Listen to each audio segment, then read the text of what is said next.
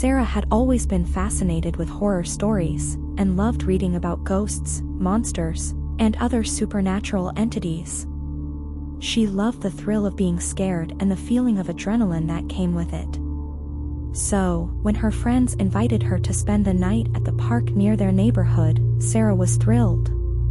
She had heard rumors of strange things happening in the park at night, but she brushed them off as just stories to scare people. As they walked through the park, Sarah's friends were laughing and joking, but Sarah couldn't help feeling a bit uneasy. The park was dark and quiet, and the only sounds they could hear were the rustling of leaves and the occasional hoot of an owl. She tried to shake off the feeling and focus on the fun they were having, but as they walked deeper into the park, the unease grew stronger. Eventually, Sarah's friends grew tired and decided to head back home. Sarah, however, was still wide awake and restless. She wasn't ready to go home yet, and she wanted to explore the park a bit more. Her friends warned her not to wander too far, but she shrugged it off and said she would be fine. As Sarah walked deeper into the park, she began to feel a sense of foreboding. The trees around her seemed to loom taller and closer together, and the darkness seemed to grow thicker. She could feel the hairs on the back of her neck stand on end, and her heart began to race. Just as she was about to turn back, she heard a strange sound. It was a low growling noise, like an animal in pain. Sarah froze, unsure of what to do. She had never been in a situation like this before, and she didn't know if she should run or stay put. The growling grew louder, and Sarah could hear something moving through the trees. She strained her eyes to see through the darkness, but she couldn't make out what it was. Suddenly, the trees parted, and Sarah saw it. It was a creature unlike anything she had ever seen before. It was tall and emaciated, with matted fur and sharp, twisted horns. Its eyes glowed with a sickly green light, and its teeth were razor sharp. Sarah felt her blood run cold as she realized what she was looking at. It was a Wendigo. The creature took a step forward, and Sarah could see that its hands were twisted and clawed. It let out another growl, and Sarah knew that she had to get out of there. She turned to run, but the creature was faster. It caught her by the arm and dragged her back, its hot breath on her neck. Sarah screamed and struggled, but it was no use. The Wendigo was too strong. It pulled her deeper into the park, where she could hear the sounds of other creatures moving in the darkness. Sarah knew that she was going to die. She closed her eyes and prayed for a quick death, but instead, something strange happened. The Wendigo released her, and she stumbled back, gasping for air. For a moment, Sarah thought she was safe, but then she saw the other creatures emerge from the darkness. They were other victims of the Wendigo, twisted and mangled beyond recognition. They began to circle her, closing in like a pack of wolves. Sarah knew that she was never going to make it out of the park alive. She closed her eyes and waited for the inevitable, but then she heard a voice. It was her father, calling her name. Sarah opened her eyes, and the creatures were gone. The Wendigo was nowhere to be seen. She looked around, confused and disoriented, but there was no sign of the monsters that had been surrounding her.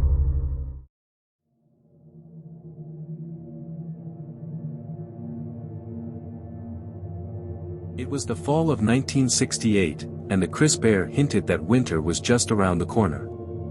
12-year-old Jonah, a member of the Algonquin tribe, was wandering through the woods, searching for a good spot to set his traps. He was alone, but he was used to it. Jonah had always been a solitary child, preferring the company of nature to that of other people. As he walked deeper into the woods, the trees grew thicker and the shadows longer. The leaves crunched underfoot, and Jonah breathed in the fresh scent of pine needles.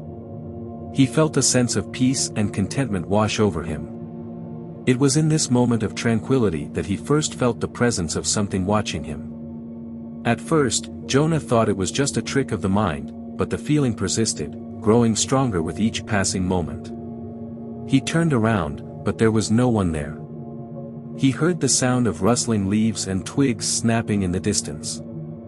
He continued on, and the feeling of being watched followed him, like a predator stalking its prey. As he approached a clearing, Jonah noticed a change in the air. It was colder, and the hairs on his arms stood on end. He could see his breath in front of him, and he felt a sudden urge to turn back. But something drew him forward. In the center of the clearing, there was a figure. It was tall, with antlers sprouting from its head, and its eyes glowed a bright red. Jonah recognized it immediately as a Wendigo, a creature from his tribe's legends. It was said that the Wendigo was a malevolent spirit that possessed humans and turned them into cannibalistic monsters. Jonah stood frozen in terror, unable to move or speak. The Wendigo's eyes bored into him, and he felt as though it could read his thoughts. He knew he was in grave danger. Suddenly, the Wendigo lunged forward, and Jonah turned and ran, his heart pounding in his chest. He heard the creature's hooves pounding on the ground behind him, and he knew that he couldn't outrun it for long. As he fled, he realized that he was lost. The woods looked unfamiliar, and he couldn't remember which way he had come. He tripped over a root and fell, scraping his knees and hands on the rough ground. He looked up, and the Wendigo was standing over him, its antlers gleaming in the moonlight. Jonah scrambled to his feet and ran again, his heart racing with fear. He could hear the Wendigo's breath on his neck, and he knew that it was only a matter of time before it caught him. He stumbled upon a small cave, and without thinking, he ran inside, hoping to hide from the Wendigo.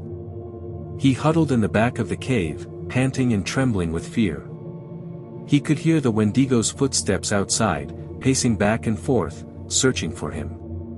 For what seemed like hours, Jonah waited in the cave, listening to the Wendigo's growls and snarls. Finally, when he thought he couldn't take it any longer, the noises stopped. Jonah waited for a few more minutes before peeking out of the cave.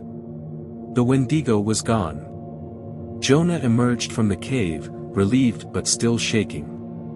He realized that he was still lost and didn't know how to find his way back home. He wandered aimlessly through the woods, calling out for help, but no one answered. In the end, it wasn't the Wendigo that took Jonah's life, but the forest.